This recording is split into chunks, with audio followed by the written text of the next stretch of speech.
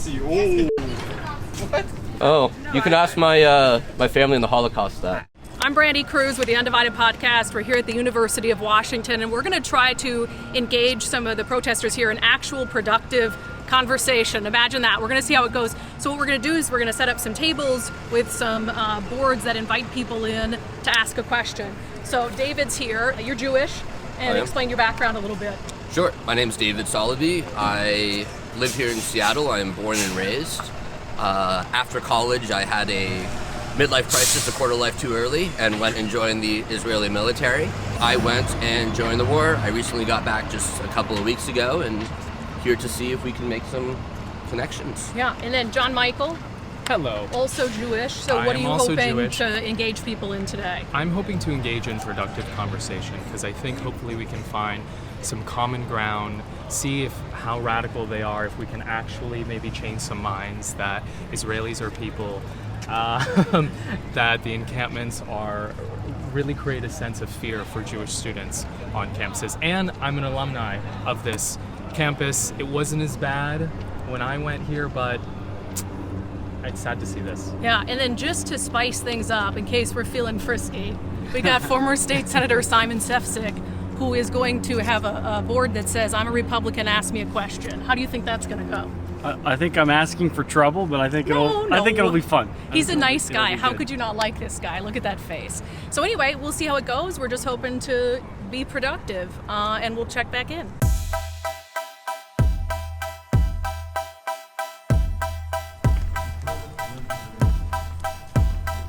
You'll see behind me that there's a media center. We're not going to check in at the media center.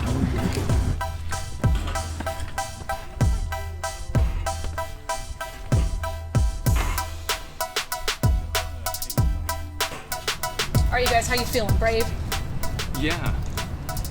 Oh yeah, no, So much 100%. so. Absolutely. What are you wearing? What is this? Oh, this is a Bring Them Home dog tag, which, as we know, there's north of 100 hostages still in Gaza. Children, infants, old people, a couple Holocaust survivors, I think, too. Yeah, a few.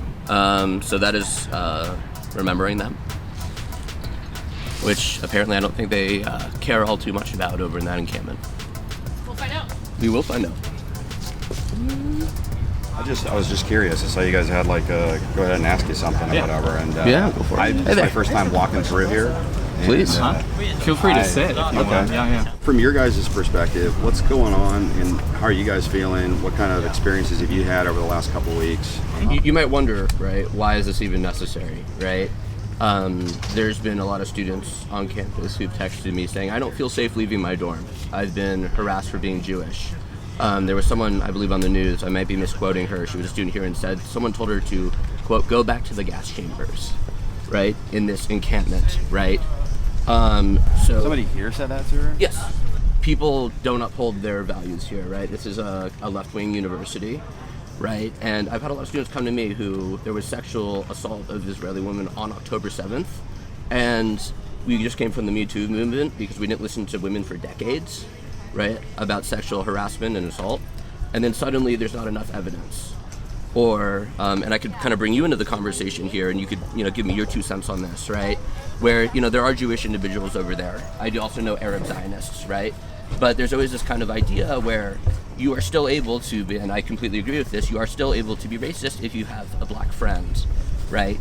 But suddenly, people seem to be screaming, well, look, I can't be anti-Semitic, I'm Jewish, right? It's one of those things, right? And you see the messaging there. So, what do you think? Okay, so I'm from the United States. I was born here. I'm a citizen. I vote. And I totally oppose what the United States has done in Vietnam when I was a teenager, in Iraq, in Afghanistan. I'm Jewish. I'm not Israeli. I'm totally against what Israel is doing right now. It is not Jewish to starve people. It is not Jewish to drop 2,000-pound bombs on homes, hospitals, roads. But you have to ask a question, right? Which is about war, right? War is a terrible thing, right? I disagree with war. However, right, you know, I would do anything to defend my brothers and sisters, right? And I don't know if you have siblings. I hope you do, right? But I hope if, God forbid, this isn't a threat, I can try to hurt him. I hope I wouldn't come out alive, right? And you would come and try to do your darndest, right? And you're right, at what cost? There needs to be an end game after this, right? The answer isn't kill every Palestinian, right?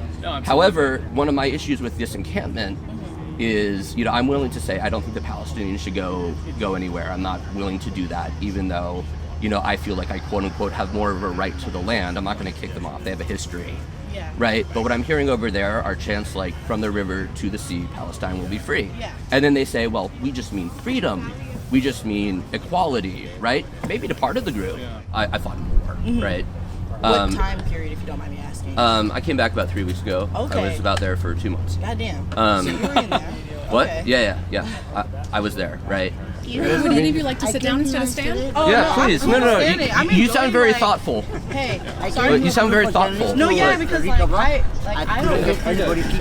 I think it would be very hypocritical of me to have like to be in support of this and then to come over and be like, well, you know, f- y'all. You know, like that's No, not 100%. aggressive at all. Like I really do want to understand. And I want at the end of the to day, have how I a view this, and this could be me and we can differ, people are born there. They didn't choose where they were born. We have to deal with the situation as it stands.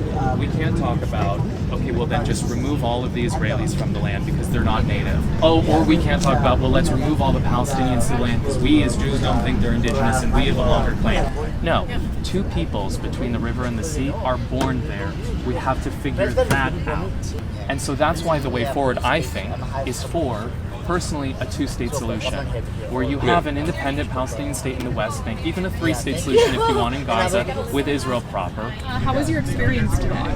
It was a really, I think, productive experience. I think we genuinely came in here seeking to bridge divides and have conversations, and that's honestly what happened. I had this conversation with someone today, and at first they came in pretty skeptical, but the fact that they even came into the table at first was really impressive. And, you know, by the end of the conversation, and like these things don't happen in like little social media bits that are like 5 seconds, by the end of like the 45 to an hour minute conversation, she said, wow, you know what? I mean, Israel has to exist. Israel's going to continue to exist. And she was like, I'm still going to be liberal. I'm still going to be like pro-Palestine. I said, yeah, that's fine. Absolutely.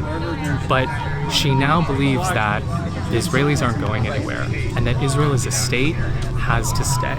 And the Palestinians solve something on their side, with Israelis or not with Israelis, but Israel is going to stay. And that, for me, to turn someone from against the existence of the state of Israel to acknowledging that Israel is going to stay and it has to exist for the Jewish people, was the biggest win, like biggest win possible. And even if it's just one person now, it was a successful day. David, talk us through what you're about to do. Ooh, some may call it suicide. I call it having a sign that says, I defended Israel and the IDF. I was there during the current war, and I am here to answer people's questions. And it may not go well. What's up, guys?